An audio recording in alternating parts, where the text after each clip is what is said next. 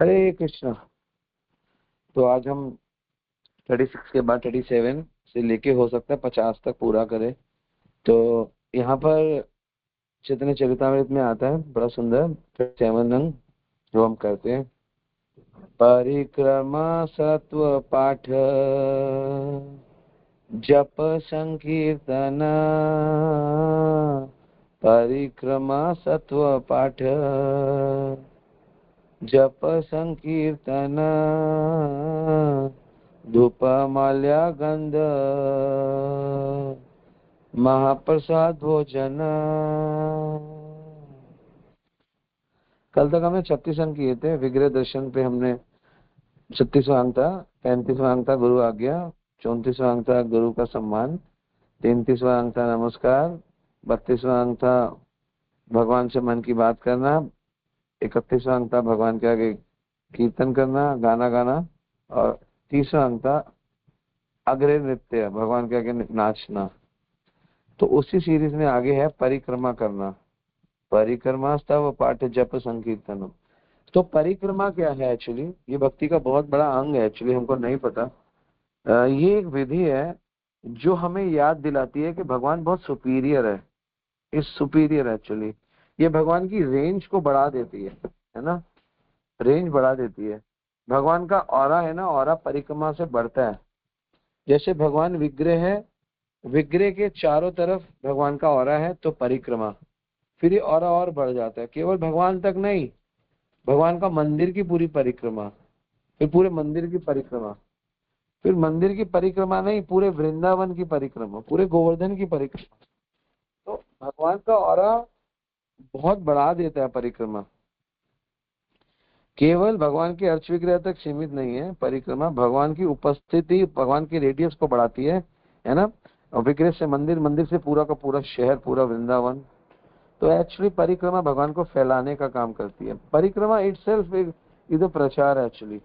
जब मैं भक्ति में नया नया जुड़ा था, मुझे नहीं पता था परिक्रमा क्या होती है। मैं देखता था, मैं फर्स्ट टाइम कुछ अपने फ्रेंड्स के साथ मैं गोवर्धन गया, कहते गोवर्धन की परिक्रमा करेंगे। तो मुझे बहुत अच्छा लगा सुन के, हम परिक्रमा करेंगे, हम चक्कर काटेंगे, ठीक है ना। फिर वहां पे देखा तो लोग दंडवती परिक्रमा कर रहे हैं, वहां पर देखा लोग दूध की परिक्रमा कर रहे हैं, वहां पर देखा कि लोग अलग अलग अनुष्ठान के हिसाब से परिक्रमा कर रहे हैं, कोई रिक्शे पे परिक्रमा कर रहा है। तो भगवान को फैला दिया, भगवान सीमित नहीं किए, उनकी कृपा कृपा को फैला दिया। तो परिक्रमा से धाम भी उज्जवल हो जाता है, परिक्रमा से विग्रह भी उज्जवल हो जाता है, परिक्रमा से स्थान भी उज्जवल हो जाता है। और परिक्रमा का जो विकृत रूप है, जो बड़ा रूप है, विशाल रूप है, उससे हमारा मन बड़ा सुंदर हो जाता है, हमारे मन में भगवान रहने लगते हैं। तो भक्त का मुख्य कार्य है भगवान को फैलाना, भगवान का प्रचार करना, ये भक्त का मुख्य कार्य है। तो परिक्रमा के माध्यम से आप भगवान को बहुत सुंदर तरीके से फैला सकते हैं।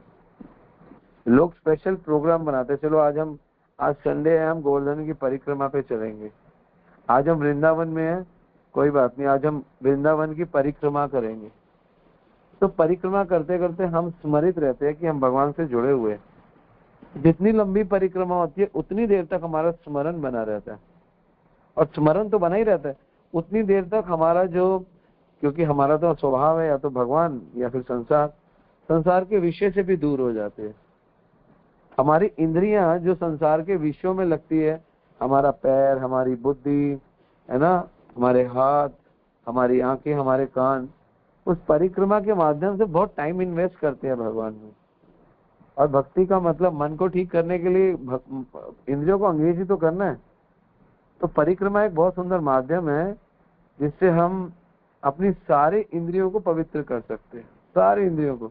इसलिए भक्ति में परिक्रमा भी बहुत मुख्य अंग है, इसलिए हम लोग परिक्रमा करते हैं, हम जहां जाते हैं परिक्रमा करते हैं। और परिक्रमा को थोड़ा एलेबरेट करें तो जब हम कीर्तन करते हैं तो भी हम परिक्रमा कर रहे हैं, हरि हरे कृष्णा महामंत्र की परिक्रमा, उसको घुमा रहे हैं, सब जगह फैला रहे हैं, वो भी परिक्रमा है, महामंत्र की परिक्रमा। कीर्तन भी एक प्रकार की परिक्रमा है भगवान की, क्योंकि उससे भगवान फैलते हैं, है ना, नाम के रूप से भगवान सबके हृदय में फैलते हैं। तो इसलिए भक्ति की परिक्रमा का जो अंग है उसको छोटा नहीं समझना चाहिए, वो इटसेल्फ एक बहुत बड़ा अंग है। और जो भी भगवान की सेवा में चीजें यूज होती है उससे हमारे अंदर पवित्रता आती है। तो परिक्रमा से हमारे अंदर पवित्रता आती है, पवित्रता से हमारी सारी इंद्रियां सेवा में लग जाती है केवल परिक्रमा करने से। इनफैक्ट सिर्फ ये स्थूल इंद्रियां सेवा में नहीं लगती, हमारी सूक्ष्म इंद्रिय मन बुद्धि भी सेवा में लग जाते हैं, है ना। हो सकता है आपका गीता पढ़ने का मन ना करे, हो सकता है आपका नाम लेने का मन ना करे, हाँ चक्कर घूमने का तो आपको मन कर ही जाता है।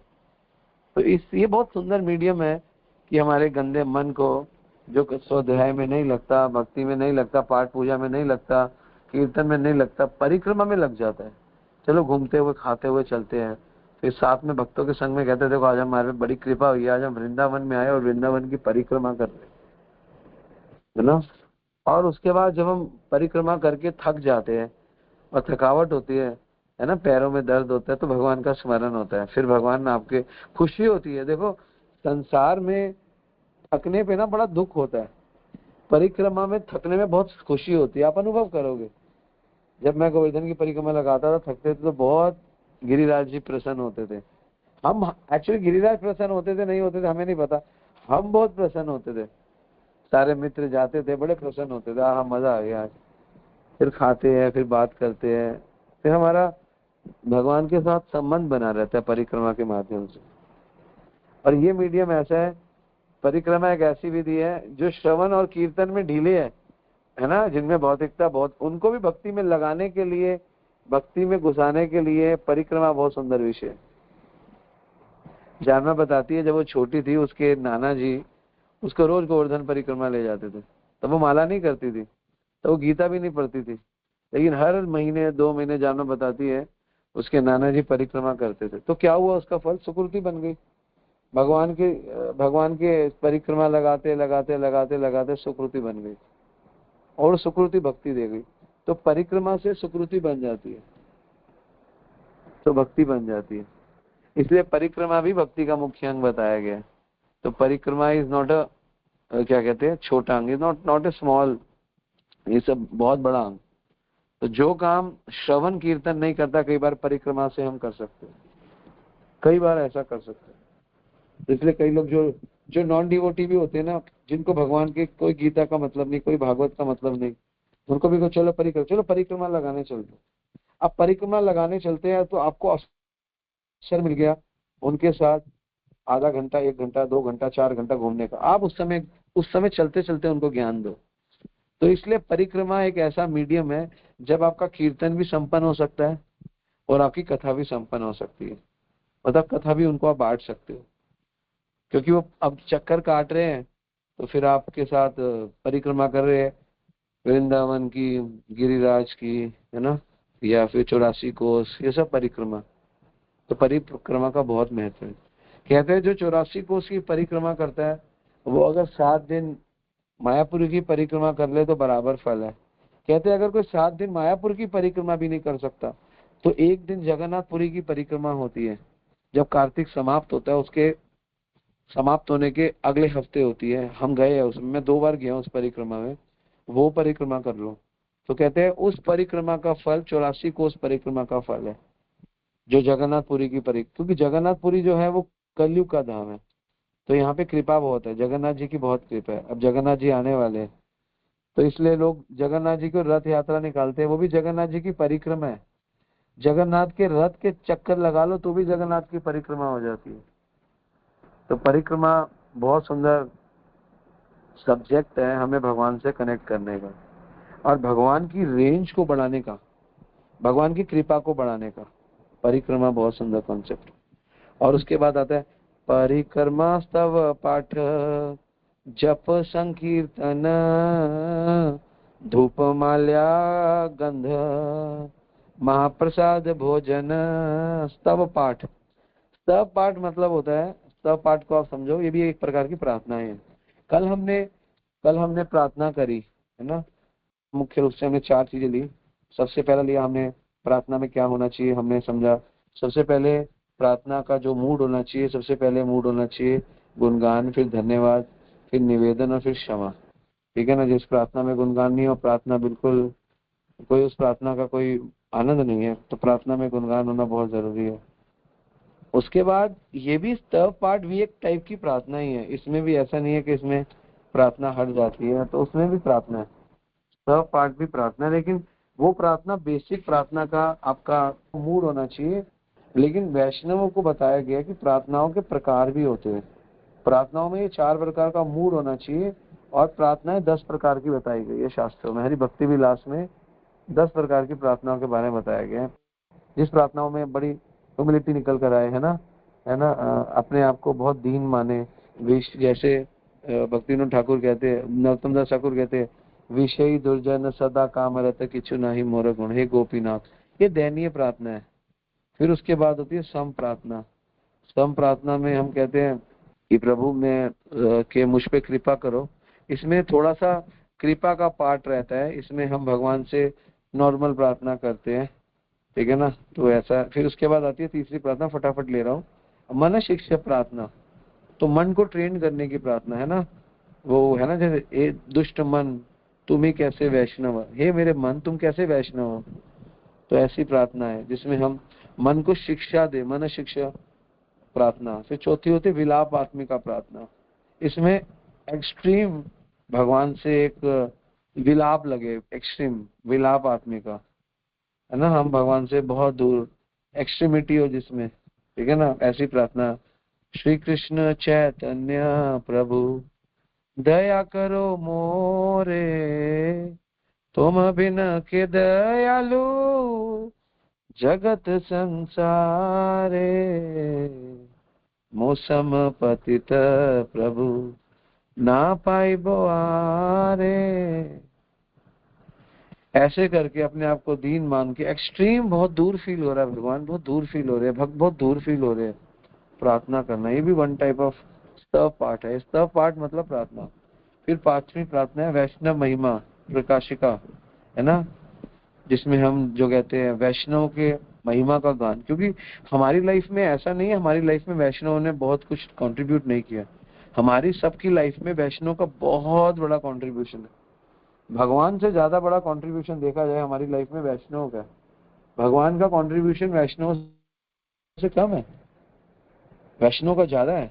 भगवान का कंट्रीब्यूशन कम है अगर हम नोट करें तो। भक्ति बेशक भगवान की कर रहे हैं, लेकिन कंट्रीब्यूशन जो है वो वैष्णव का ज्यादा है ना। तो क्या बोलते हैं, कैसे, जैसे हम एकादशी के दिन कहते शुद्ध भगत चरण रेणु भजन अनुकूला, भगत सेवा परम सिद्धि प्रेम लती कर मूला। हमारी प्रेम लती का जो मूल है वो भगत के चरण में ही है, उनसे सीखने में है। फिर है उसके बाद श्री गुरु विद्यापति रूप, गुरु वैष्णव दोनों को, गुरु वैष्णव को प्रसन्न करने वाले भजन, वो भी एक प्रकार का स्तव पाठ है। ये बहुत पवित्र होता है ना। जैसे हम कहते हैं, हो रे वैष्णव ठाकुर दया रे सागर, हे दासे करुणा करे। ओ वैष्णव ठाकुर दया रे सागर, हे दासे करुणा करे। दिया पद छाया, दिया पद छाया, शुद्ध है आमाया, तुम्हारे चरण धूले। दिया पद छाया, बहुत सुंदर है। तो यहाँ पे हम गुरु और वैष्णवों के कंट्रीब्यूशन का गुणगान करते। पहले वैष्णव महिमा का गुणगान किया, वैष्णव महिमा और उनका वैष्णव महिमा का गुणगान पूरे वैष्णव समाज का गुणगान है। लेकिन गुरु वैष्णव का जब करते हैं तो स्पेसिफिक भी कर सकते हैं, पर्टिकुलरली 2 लोग, 3 लोग, 5 लोग, 10 लोग, पूरा समाज, है ना। तो गुरु वैष्णव के लिए ऐसा होता है। और वैष्णव महिमा मतलब ये रियलाइज करना कि वैष्णव के बिना हमारी गति नहीं है। हमारी भक्ति में गति केवल वैष्णव से है, हमारी गति भक्ति में भगवान से नहीं है। हम अकेले होकर कभी भगवान को प्राप्त नहीं कर सकते। आप इस बात को गांठ मार लो, हम वैष्णव के संग में। इसलिए वैष्णवों वैष्णवों का प्रेम, वैष्णवों की डांट, वैष्णवों का दिया गया प्रसाद, वैष्णवों का कुछ भी अमृत है, कुछ भी, कोई भी चीज उसमें कोई गंदगी नहीं है, छनी हुई है। अगर वैष्णव प्रेम देते हैं वो भी पवित्र है, वैष्णव डांट देते हैं वो भी पवित्र है, वैष्णव फल देते हैं वो भी पवित्र है, वैष्णव कुछ भी देते हैं पवित्र है।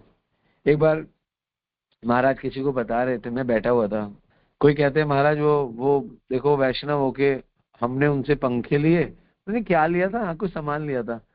तो महाराज ने बोला देखो कमाएंगे तो सभी, तो वैष्णव कमा लेगा तो क्या दिक्कत है, कमाने दो, आपको मार्केट से ज्यादा तो नहीं दिया। कह रहे महाराज वही रेट पे दिया जो मार्केट में मिलते हैं। महाराज कहते कोई बात नहीं, वैष्णव ने लिया ना, वैष्णव ने कमाया ना आपसे, तो कोई बात नहीं। तो मैं साथ में बैठा था, मुझे लगा कि महाराज का जो भाव है कितना अच्छा है कि वो कह रहे हैं कि चलो वैष्णव जैसे भी है, वैष्णव आपको लूट भी रहे हैं, तो महाराज का मतलब है सामने वाला भी तो लूटेगा ही, तो वैष्णव को लूटने तो उसका तो कल्याण होगा, उसके मुख पे तो हरि है, तो आपका तो कल्याण होगा। इसलिए वैष्णव का प्रेम, वैष्णव की डांट, वैष्णव का प्रसाद, वैष्णव की लात, वैष्णव का कुछ भी, सब बराबर है। वैष्णव में ना, वैष्णव को कुछ भी दे रहे हैं ना वो प्रसाद है, प्रसादी है, उसको प्रसादी मान के रखो, है ना। तभी तो बोले वैष्णव ठाकुर दया रे सागर, ये दासे करुणा करी, क्योंकि वैष्णव करुणा के लिए तो आया, और कोई काम ही नहीं है वैष्णव के पास, है ना। दिया पद छाया शुद्ध है आमर, हमारे सारे दुख हट लिए तुम्हारे चरण दे, आपके चरणों की सेवा से, वैष्णव के चरणों की सेवा से हम पवित्र हो जाते हैं, बहुत जल्दी, स्पीड से हो जाते हैं, very speed, very very speedy, ठीक है ना। फिर सातवां अंग है श्रीवास धाम लिप्स आत्मिका। तो इसका मतलब है कि श्रीवास धाम, है ना, हम जैसे धाम के लिए हमारी जो प्रार्थना होनी चाहिए हमेशा, है ना, वो कौन सा है, मोरे अभिलाष विलास कुंड दियोवा नयन हरिबो सदा युगल रूप राशि। हम करते हैं तुलसी आती रोज सुबह, है ना, नमो नमः तुलसी कृष्ण प्रियासी नमो नमः। ये भी हमारी ये वन टाइप ऑफ धाम लिलिस्वा भी होनी चाहिए, लिलिस ये भी हमारा स्तव पाठ है, ये भी हमें करना चाहिए। एक और सुंदर भजन मुझे ध्यान आ गया, विषय छाड़िया कबे शुद्ध हबे मन, कबे हरिबे श्री वृंदावन। ये भी धाम में आप लगा सकते हो, विषय कैसे छोड़ सकते हैं। तो इसलिए धाम और वैष्णव एक है, क्योंकि विषय छाड़िया मतलब वैष्णव, कबे शुद्ध हबे मन मतलब हम, और कबे हरिबा श्री वृंदावन मतलब धाम। तो गुरु वैष्णव और धाम के बीच में हमारा मन अटका हुआ है बस।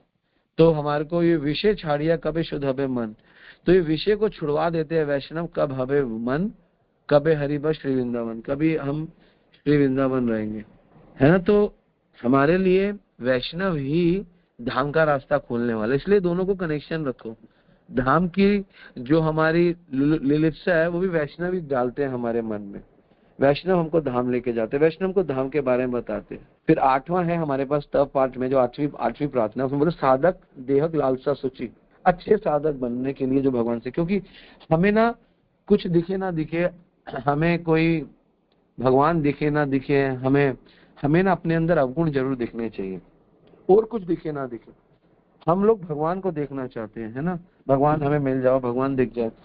तो हमारे आचार्य बोलते हैं आपको भगवान दिखे ना दिखे कोई बड़ी बात नहीं है, हमें ना अपने अंदर बुरे गुण दिखने चाहिए। तो साधक देहक लालसा रुचि, तो साधक को ना अपने अंदर ना रुचि लानी चाहिए कि मैं गंदगी देख सकूं, ये रुचि है, अपने अंदर अनर्थ देखना भी एक प्रकार का रुचि में कहा गया है ना।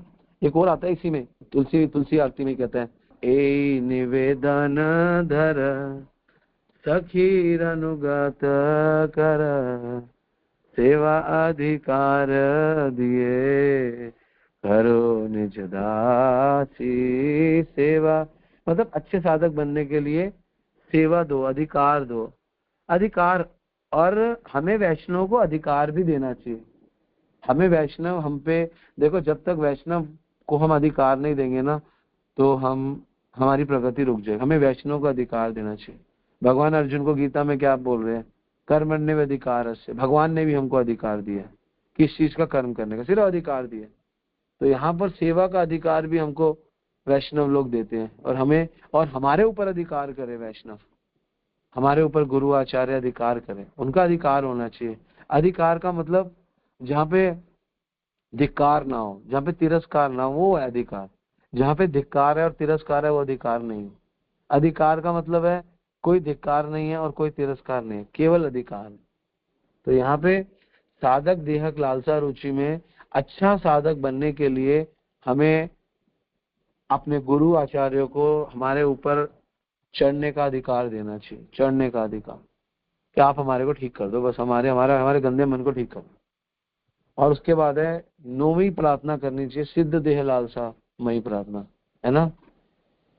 अब हम जब सिद्ध देह मतलब हम जब हम वेदी भक्ति कर करके थोड़ा सा आगे प्रवेश करना चाहते हैं, है ना, तो कैसे भजन आ जाते हैं, राधा कृष्ण प्राण मोर जुगल किशोर, जीवने मरे अने गति आर नाही मोर, जीवने मरे अने गति आर नाही मोर, राधा कृष्ण प्राण मोर जुगल किशोर, कालिंदे रकुले केली कदम्बर रतन बेदीर ऊपर बुसाब दो जान, राधा कृष्ण प्राण मोर जुगल किशोर। अभी यहाँ पे हमारी लालसा बढ़ रही है भगवान के, और हमें जीवन मरण गति आर नहीं मोर।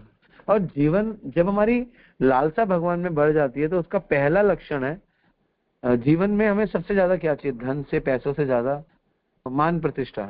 जीवन मरने, मरने का मतलब है दुख और जीने का मतलब है सुख या मान प्रतिष्ठा। तो यहाँ पे दोनों चीज, जीवन है मरण है गति आर नहीं मोर। मेरी जो है इससे मेरे को कोई फर्क नहीं पड़ता, कोई मेरी गति नहीं है, मेरी गति ये है जब हम अपनी मान प्रतिष्ठा से ऊपर उठ जाते हैं, जब हम संसार के मृत्यु के भय से ऊपर उठ जाते हैं, जब हमारे इन दोनों से कोई बहुत ज्यादा हमें फर्क नहीं पड़ता, तो हमारे अंदर नेचुरली भगवान के प्रति लालसा पैदा हो जाती है। ये है 9वां, ये है, ये सब हमारा स्तव पाठ में आता है प्रार्थना में। और 10वीं प्रार्थना है अक्षेप बोधिका है। अक्षेप बोधिका मतलब होता है कि आपको क्लियर हो गया कि आप कुछ नहीं कर सकते हो, है ना, प्रभु मैं फंस गया हूँ, मैं बहुत प्रयास कर रहा हूँ लेकिन मैं कुछ नहीं कर पा रहा हूँ, है ना, मेरे हिम्मत ही नहीं है मैं कुछ कर पाऊँ, मैंने पूरी मेहनत करके देख लिया, मेरे से तो कुछ हो नहीं रहा, है ना। जब हमारी ये वाली ऐसी प्रार्थना हो जाती है, जैसे हम गुरु के लिए करते हैं कि संसार दावा नरणील लोक त्रयाण करुण्या घन घनात्वं प्राप्तस्य कल्याण गुरुणानवास्य वंदे गुरु श्री चरण अरविंदम। तो अब हम हार गए, है ना, अब तो क्या है, हम इस जगत में फंस गए, संसार दावा नलने, लेकिन वंदे गुरु श्री। अब जब हमारा जब अक्षेप बोधिका, जब हमें बोध हो जाता है कि हम कुछ नहीं कर सकते, तो हम केवल गुरु को पुकार सकते हैं, बस हमारी तो नैया आप ही लगा सकते हैं ना। क्या कहते हैं, गुरु मुख पद्म वाक्य चित ते करिया क्या, आर ना करिए मने आशा। आर ना करिए मने आशा मतलब अक्षय बोधिका, मैं कुछ नहीं कर सकता, अब मेरा मन में कोई आशा नहीं है। श्री गुरु चरणे रति, रति बोला गया कि आपको गुरु की चरण में रति। चरण में रति का मतलब ये नहीं उनके पैर पकड़ के रहना है, चरण में रति का मतलब उन्होंने जो कह दिया वो बिल्कुल ठीक है, उनकी सेवा ही करूंगा, बिल्कुल भगवान के चरणों की सेवा, मतलब भगवान का आज्ञा पालन, सॉरी गुरु का आज्ञा पालन, है ना। श्री गुरु चरणे रति ऐसे उत्तम गति, ये प्रसादे पूरे सर्व आशा। अक्षय बोधिका में हम फंस गए, लेकिन अब हमें ध्यान आ गया कि ये प्रसाद है पूरे सर्व आशा, ये प्रसाद हमारी सारी आशाएं पूरा करेगा। तो इसे कहते हैं स्तव पाठ करना। ये 10 चीजें बहुत जरूरी है स्तव पाठ में, दैनीय प्रार्थना, सम प्रार्थना, मन शिक्षा, विलातात्मिका, वैष्णव महिमा प्रकाशिका, गुरु वैष्णव विद्यापति रूपम, श्री धाम लिलिप्स आत्मिका, साधक दे लालसा, कृपा है ना, सिद्ध दे लालसा और अक्षय बोधिका। ये 10 है, मतलब आपको इतना घुसने की जरूरत नहीं है, लेकिन ये सब 10 टाइप ऑफ प्रार्थना है जिसमें गुरु आचार्य सब लोग मिक्स है। और हम अपनी अयोग्यता को प्रस्तुत करें कि हम कितने बेकार है और आपकी कृपा हमारे पास एकमात्र आश्रय है, क्योंकि हमारा मन हमें बार बार डिविएट करता है, हमारा मन बार बार संसार में रहने के लिए हमें फोर्स करता है, इसीलिए बहुत जरूरी है। उसके बाद परिक्रमा हो गई, स्तव पाठ हो गया। तो अगला अंग है जप, मंद स्वर जप लिखा गया। एक्चुअली ये भी बहुत बड़ा अंग है भक्ति का। मन जो है वो कल्प्रिट है, और मन को कंट्रोल करना जप का काम है। और होता क्या है, मन क्या करता है हमारी ना, एक तो कंट्रोल करता है, अंगेज करता है, फिर आगे, क्योंकि ना मन का काम है, मन ना बहुत तेज भागता है, फटक फटक फटक फटक, भाग भाग भाग भाग भाग। मंत्र क्या करता है, पहले मंत्र क्या करता है, जो जितनी तेज मन भागता है विचारों का, थोड़ी स्पीड कम करता है। जब भी देखो कोई भी चीज को आपको डायरेक्ट करना है, डायरेक्शन देनी है, तो आपको स्पीड कम करनी पड़ेगी। आपको राइट मुड़ना है, आप सीधा जा रहे हो तो स्पीड से जाओगे, तो आप राइट मुड़ोगे तो एक्सीडेंट हो जाएगा, तो आपको स्पीड कम करनी पड़ेगी। तो मंत्र क्या करता है, हमारे मन की पहले तो स्पीड को कम करता है। जब हमारे मन की स्पीड कम हो जाती है तो हमको डायरेक्शन मिल जाती है। तो इसलिए स्पीड कम होने से ही डायरेक्शन मिलती है। तो मंत्र क्या करता है, हमारी स्पीड को कम करता है, हमारी स्पीड को कम करता है, मन की चलने की स्पीड को कम करता है। ये मंत्र का काम है। और ये मंद स्वर जप, यहाँ पे मतलब बोला गया है, मंद का मतलब ये नहीं कि धीरे धीरे बोलना, मंद का मतलब होता है कि और कुछ में कहीं और अंध ना आ रहा हो, कहीं और से कोई और ना सुन रहे हो, उसको सुनना। तो कलयुग में क्या है, कलयुग में मन को कंट्रोल करने के लिए सबसे सुंदर साधन बताया गया, मंत्र रहते इति मंत्र। तो जप एक मीडियम है, जप और कीर्तन दोनों एक ही है वास्तव में देखा जाए तो। लेकिन संग में रह के जप करने को कीर्तन कहते हैं, अकेले में करने को जप कहते हैं। तो ये अकेले में करना, क्योंकि अगला यही है, परिक्रमा स्तव पाठ जप संकीर्तन। तो 39वां अंग है जप। तो जप में होता क्या है, जप करने से हमारा मन बिल्कुल कंट्रोल होता है। ये तो नहीं कहूंगा शांत होता है, लेकिन हाँ, हमारा मन का चलना धीरे धीरे कम होता है। ऐसा नहीं आपने आज मंत्र कर लिया कल आपका मन बिल्कुल ठीक पवित्र हो जाएगा, ऐसा नहीं है। लेकिन मन में जो स्पीडी विचार आते हैं उनकी स्पीड को बहुत कंट्रोल करते हैं। और मन ठीक होने से ना हमारे आधे से ज्यादा काम तो बने जाते हैं, बहुत ज्यादा हमारे काम बनने लग जाते हैं। इसलिए मंत्र को हमें बहुत ध्यान से समझ के करना चाहिए कि मंत्र, और वास्तव में ये मंत्र भगवान ने कलयुग में कृपा भेजी है। ये कृपा का बूस्टर है, बूस्टर जैसे बच्चों को बूस्टर इंजेक्शन लगता है ना, तो वैसे हमारी भक्ति का बूस्टर है जपा। फिर अगला संकीर्तन। संकीर्तन वैसे हमने नवदा भक्ति में भी ले लिया था, लेकिन यहाँ पर भी अलग से दिया हुआ, तो अलग से 2 मिनट संकीर्तन लेते हैं, क्योंकि ये हमारे कॉमन टॉपिक है, ये हम लेते रहते हैं। संकीर्तन का मतलब होता है जब संग में रह के कीर्तन करते हैं, भगवान की कीर्ति का गान करते हैं, भगवान का गुणगान करते हैं। तो इससे 40वां अंग है। इससे भी क्या होता है, भगवान का कीर्ति का गान करने से हम कहते हैं ना, हम हल्के हो जाते हैं। हम भारी है ना, हम हल्के हो जाते हैं, क्योंकि हमारे पास ना बहुत बड़ा भार है, और वो है अहंकार का। वो अहंकार कैसे आता है, जब हम संसार का गुणगान करते हैं तो राग और द्वेष के कारण अहंकार आ जाता है। जब हम अपना काम, अपना गुणगान करते हैं, तो अपना गुणगान करते करते कंप्लीटली अहंकार आ जाता है। जैसे ही भगवान की कीर्ति का गान करते हैं तो राग द्वेष से और अहंकार से मुक्त होने लगते हैं। तो कीर्तन इसलिए बहुत इंपॉर्टेंट है ना। वैसे हमने कीर्तन का क्लास उस दिन पूरा कीर्तन जाना था, इसलिए मैं ज्यादा समय नहीं लूंगा। फिर उसके बाद आता है अगला धूप माल्या गंध। धूप मालाओं को सूंघना, ग्रहण करना, बिकॉज ये भगवान का उच्चिष्ट है, इसमें भगवान की कृपा है। हमारी सूक्ष्म इंद्रियां जो है, मन बुद्धि अहंकार, सूक्ष्म इंद्रियां इन सूक्ष्म क्रियाओं से ठीक हो जाती है। भगवान का ये जो उच्चिष्ट है, ग्रहण करने से, भगवान का ये उच्चिष्ट ग्रहण करने से हमारी इंद्री इमीडिएटली पवित्र हो जाती है। हमको समझ में नहीं आता, लेकिन बहुत जल्दी हमारे अंदर भगवान का जब ये सुंदर हो जाता है, इससे फर्क पड़ता है। और दूसरा, जब हम भगवान की मालाएं ग्रहण करते हैं तो भगवान की कृपा भी ग्रहण करते हैं। तो भगवान अपनी मालाओं के माध्यम से, जब कोई व्यास आसन पे बैठता है उसको भगवान की मालाएं पहनाई जाती है, तो फिर वो व्यास आसन में बोलने लगता है। कुछ तो वो खुद बोलता है, कुछ वो मालाओं की कृपा से बोलता है। तो हरि हरि भक्ति विलास कहते हैं कि ये जो भगवान की कृपा है ये भगवान के उचिष्ट में है। तो कई बार भगवान का उचिष्ट लेने से हमारे पे कृपा आती है। हम जब साधना करते हैं, हमारी साधना का एक भाग है भगवान का उचिष्ट ग्रहण करना, ये जो माला ग्रहण करना है सब बताया गया। इससे हम बहुत जल्दी पवित्र हो जाते हैं, हमारे अंदर एकदम से सुंदर विचार आने लग जाते हैं, हम करुणामय हो जाते हैं, क्योंकि भगवान की कृपा हमने ग्रहण कर ली, रेसिप्रिकेट करा भगवान के उचिष्ट ने। ठीक है, फिर अगला 42 अंग है भगवान का प्रसाद ग्रहण करना। प्रसाद है सर्व दुख खाना। प्रसाद बहुत बड़ा विषय है हमारे जीवन का। हम अगर प्रसाद को इग्नोर करेंगे तो हम सब कुछ इग्नोर करेंगे, क्योंकि प्रसाद जैसे जब से भगवान का मन बनता है वैसे प्रसाद से भी मन बनता है ना। विषय अन्न खाइले मलिन होइले मन, मलिन मन ना होइले कृष्णेर स्मरण।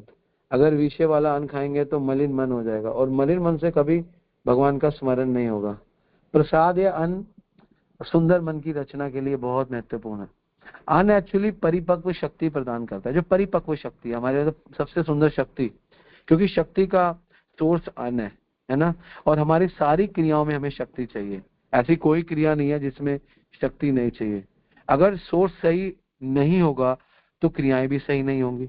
कृष्ण भावना अमृत कार्यों में सुंदर इच्छाएं नहीं आएंगी, है ना। तो कृष्ण भावना में रहने के लिए, अमृत कार्यों में करने के लिए तो इच्छा का पवित्र होना बहुत जरूरी है।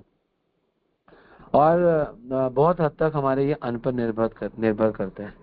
कृष्ण भी अर्जुन को भगवत गीता में बताते हैं, अर्जुन मुझे अर्पण करो, मुझे अर्पण किया हुआ अन्न पापमय है। जो मुझे अन्न अर्पण नहीं करता और ऐसे ही खाता है वो पाप खाता है। भगवान गीता में क्लियर बोल रहे हैं, भगवान बोलते हैं यज्ञ शिष्ण आशीन संत मुच्यंते सर्व फिल्म से बुझंते ते अघम पापम ये पचयंती आत्म कारण।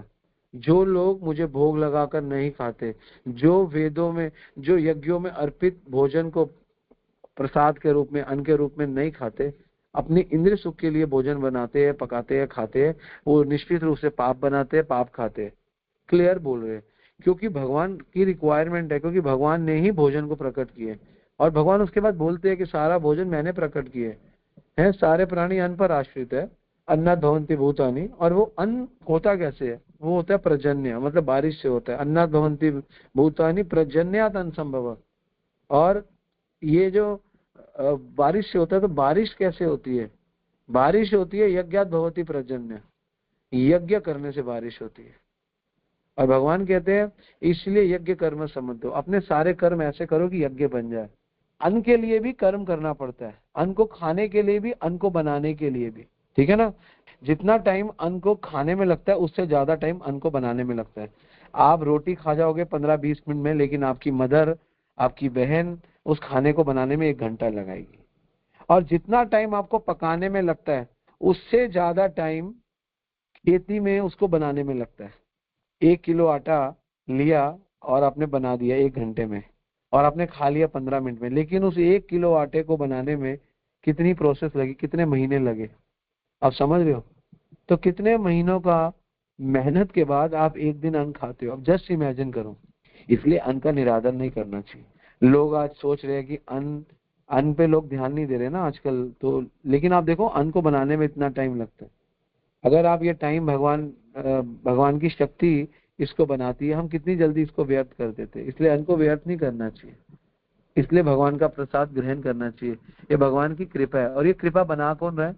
देखो, अन्न आप बना रहे हो, बेशक आप बना रहे हो, आप कमा रहे हो, कोई बात नहीं, आप कमा रहे हो, लेकिन इस अन्न को प्रस्तुत तो भगवान ही कर रहे हैं ना। तो अगर आप गहराई में जाओगे तो सब कुछ तो भगवान से जुड़ा हुआ है। कल मैंने क्लास लिया भगवान के ऐश्वर्य, बहुत सुंदर क्लास था, पता नहीं किसने सुना किसने नहीं सुना। आप अगर वो क्लास सुनोगे ना तो आपकी फिलॉसफी बिल्कुल क्लियर हो जाएगी। उसको ना सुनने वाले की कभी फिलॉसफी क्लियर नहीं हो सकती। भगवान के माधुर्य की हर कोई चर्चा करता है, लेकिन भगवान के ऐश्वर्य की कोई चर्चा नहीं करता। भगवान गीता में अध्याय माधुर्य नहीं ऐश्वर्य दे रहे हैं, क्योंकि भगवान का ऐश्वर्य आपको, जो भगवान गीता में 10वें स्कंद में बोलते हैं, मैं सूर्य हूँ, मैं इंद्रियों में मन हूँ, मैं वृक्षों में बरगद का पेड़ हूँ, मैं नदियों में गंगा हूँ। तो भगवान ऐसा बोलते हैं, इसका मतलब भगवान अपने ऐश्वर्य से आप उससे रिलेट कर सकते हो। आपका रियल टाइम स्मरण हो सकता है भगवान का, मन का, चेतना का, आप कनेक्ट कर सकते हो। आपका एक्सपीरियंस है, और एक्सपीरियंस से आपका रिमेम्बरेंस आता है। तो इसलिए बहुत सुंदर टेक्निक है। हम भगवान को एकदम से रिलेट नहीं कर सकते। हमें कोई बोले कि भगवान के धाम में कल्प वृक्ष का पेड़ है, हम नहीं सोच सकते वो कैसा होगा। हाँ, कोई कहेगा आम का पेड़ है, हम समझ सकते हैं, है ना, हम रिलेट कर सकते हैं। इसलिए भगवान जब गीता में 10वां अध्याय बोल रहे, भगवान कोई वो बातें नहीं बोल रहे उल्टी सीधी, भगवान वो बातें बोल रहे जो हम रिलेट कर सकते हैं। तो भगवान का ऐश्वर्य भक्त के लिए, भगवान के, जो भक्त केवल भगवान के माधुर्य को प्राप्त करना चाहता है वो कभी प्राप्त नहीं करेगा। भगवान के ऐश्वर्यों को समझकर भगवान रिलेट हो सकते हैं। हम सबसे ज्यादा अपने बारे में जानते हैं, अपने मन के बारे में, मन से सब अनुभव है। इसलिए भगवान कह रहे हैं मन से सब अनुभव है, मिठाई, नमक, मिठास मन से हमें पता है। तो इसलिए भगवान कहते हैं ये सबसे सुंदर विधि है, मन से मेरे को थिंकिंग, विलिंग और फीलिंग से समझना। इसलिए भगवान का ऐश्वर्य ही भगवान का स्मरण कराने में हेल्प करता है। ऐश्वर्य जरूरी है, क्योंकि ऐश्वर्य से आप लीड करोगे। जहां रह रहे हो आप वहीं से कनेक्ट कर सकते हो, जो देखा उसी से कनेक्ट कर सकते हो, है ना। आप भगवान का तिलक से आप कनेक्ट कर सकते हो, मैं भगवान का दास हूँ। माला से आप गुरु की कृपा कनेक्ट कर सकते हो, तभी आपको चीजें याद रहेंगी। आप बड़ी बड़ी बातों से कुछ नहीं हो सकता, आपको ये सब चीजें तो याद होती है चीजें। इसीलिए प्रसाद ग्रहण करने से आप भगवान को प्राप्त कर सकते हो, भगवान आपको रिमेम्बर हो सकते हैं। भगवान, आप प्रसाद ग्रहण करोगे और आपको पता चले कि एक प्रसाद का टेस्ट, मूंग की दाल का टेस्ट, है ना, जामुन का टेस्ट, तो आप भगवान को स्मरण कर सकते हो। कृष्णा इतना सारा आपने इतनी वस्तुएं बनाई, इतना अलग अलग बनाया, आप कितना टेस्ट क्रिएट कर, लीची का अलग टेस्ट, आम का अलग टेस्ट, आप हर चीज भगवान से रिलेट, यही भक्ति है, यही भक्ति है। ठीक है, तो ये हो गया हमारे 42 श्लोका तक।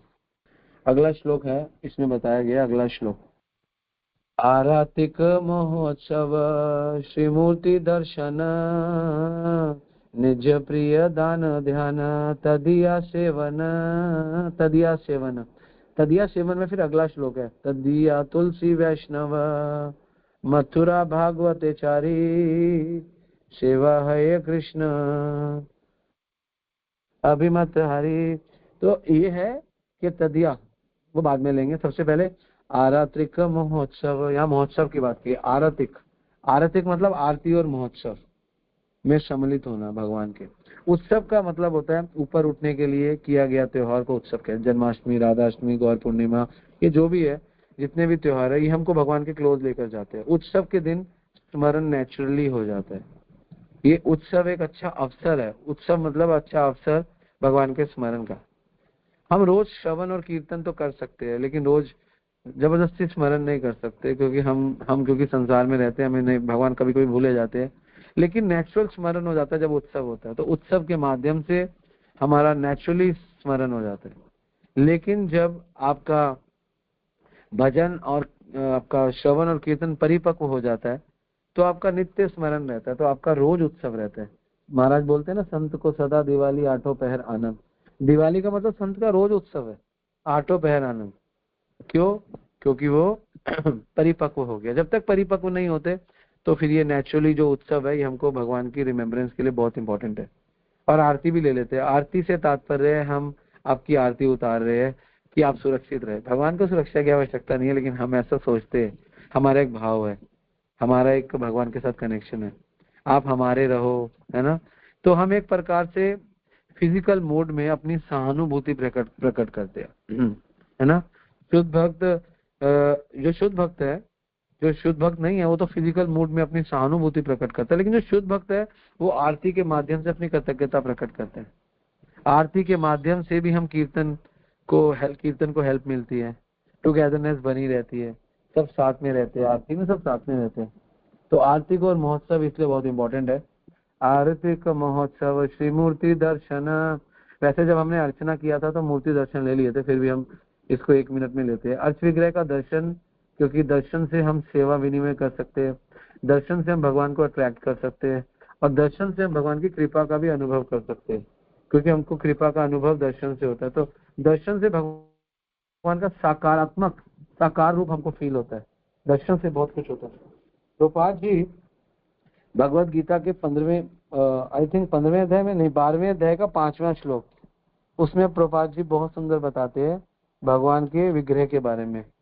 भगवान के साथ भगवान बोलते हैं, जो इसका लास्ट पर्पट है, मैं फटाफट ले रहा हूँ, मुझे लगा है बहुत जरूरी है हमारे लिए।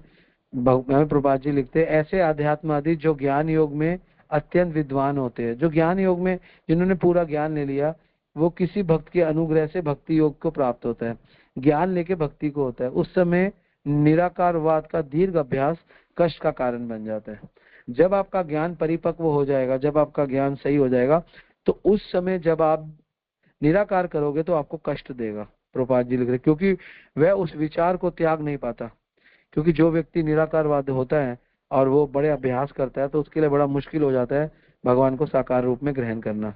अतः धीरधारी जीव अभ्यास के समय या साक्षात्कार के समय व्यक्ति की प्राप्ति में सदैव कठिनाई में पड़ जाता है, उसको दिक्कत होती है। तो बताया गया है कि हमें कोशिश करनी चाहिए, निराकार की भक्ति नहीं करनी चाहिए, क्योंकि निराकारवादी कभी भगवान को साकार में नहीं ले पाते।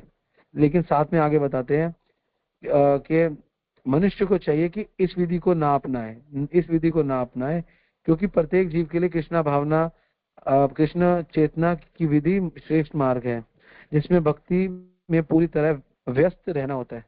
देखो, एक शब्द में बोला जाए ना, यहाँ पे प्रभुपाद जी एक शब्द में बोल रहे हैं, भक्ति का मतलब है अर्श विग्रह की सेवा, या भगवान का साकार मतलब है आपको बिजी बिजी कर देती है भक्ति, बिजी।